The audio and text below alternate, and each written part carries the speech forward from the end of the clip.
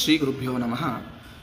ಮುಂದಿನ ತಿಂಗಳು ಜೂನ್ 18ನೇ ತಾರೀಕಲ್ಲಿ ಗುರು ಪುಷ್ಯಾಮೃತ ಯೋಗ ಅಂತ ಹೇಳ್ತೀವಿ. ಏನಿದು ಗುರು ಪುಷ್ಯಾಮೃತ ಯೋಗ ಅಂತಂದರೆ, ಗುರುವಾರ ಪುಷ್ಯ ನಕ್ಷತ್ರ ಬಂದರೆ ನಾವು ಅದನ್ನು ಅಮೃತ ಸಿದ್ಧಿ ಯೋಗ ಅಂತ ಹೇಳ್ತೀವಿ. ಇದೇ ಗುರು ಪುಷ್ಯಾಮೃತ ಯೋಗ.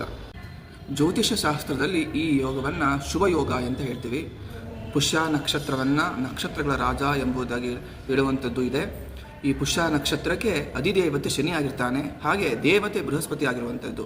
ಏನು ವಿಶೇಷತೆ ಅಂತಂದರೆ, ಈ ದಿವಸದಲ್ಲಿ ಮಾಡಿದಂಥ ಶುಭ ಕಾರ್ಯಗಳೆಲ್ಲವೂ ಕೂಡ ದೀರ್ಘವಾಗಿರುವಂಥದ್ದು, ವಿಜಯ ಪ್ರಾಪ್ತಿಯಾಗುವಂಥದ್ದು, ಯಶಸ್ವಿಯಾಗುವಂಥದ್ದು ಆಗ್ತದೆ.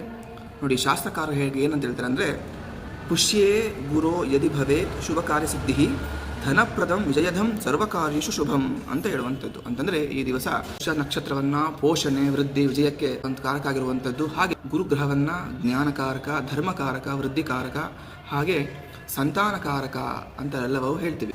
ಈ ದಿವಸ ಮನೆಯನ್ನು ಖರೀದಿ ಮಾಡುವಂಥದ್ದು, ಹಾಗೆ ಚಿನ್ನ ಖರೀದಿಯನ್ನು ಮಾಡುವಂಥದ್ದು, ಷೇರು ಮಾರುಕಟ್ಟೆಯಲ್ಲಿ ಹೂಡಿಕೆಯನ್ನು ಮಾಡುವಂಥದ್ದು, ಹಾಗೆ ಹೊಸ ವ್ಯಾಪಾರ ವ್ಯವಹಾರವನ್ನು ಪ್ರಾರಂಭವನ್ನು ಮಾಡುವುದರಿಂದ, ಈ ದಿವಸ ಹೊಸದಾಗಿ ವಿದ್ಯೆಯನ್ನು ಆರಂಭವನ್ನು ಮಾಡಿದರೆದು, ಹಾಗೆ ಪುಸ್ತಕಗಳನ್ನು ಖರೀದಿಯನ್ನು ಮಾಡುವಂಥದ್ದು, ಪೋಷಕರು ಪುಸ್ತಕಗಳನ್ನು ಖರೀದಿಯನ್ನು ಮಾಡಿ ಬಡ ವಿದ್ಯಾರ್ಥಿಗಳಿಗೆ ದಾನವನ್ನು ಮಾಡುವುದರಿಂದ ಅವರ ಮಕ್ಕಳಿಗೆ ವಿದ್ಯೆ ಅಭಿವೃದ್ಧಿ ಆಗುವಂಥದ್ದು ಆಗ್ತದೆ. ಗುರುಗ್ರಹವನ್ನು ಆರಾಧನೆಯನ್ನು ಮಾಡುವುದರಿಂದ, ಗುರು ದಕ್ಷಿಣಾಮೂರ್ತಿಯ ಆರಾಧನೆ ಮಾಡುವುದರಿಂದ, ದತ್ತಾತ್ರೇಯ ದೇವರನ್ನು ಆರಾಧನೆ ಮಾಡುವುದರಿಂದ ವಿದ್ಯಾರ್ಥಿಗಳಿಗೆ ವಿದ್ಯೆ ಪ್ರಾಪ್ತಿಯಾಗುವಂಥದ್ದು ಆಗ್ತದೆ. ಒಳ್ಳೆಯದಾಗಲಿ. ನಮಸ್ಕಾರ.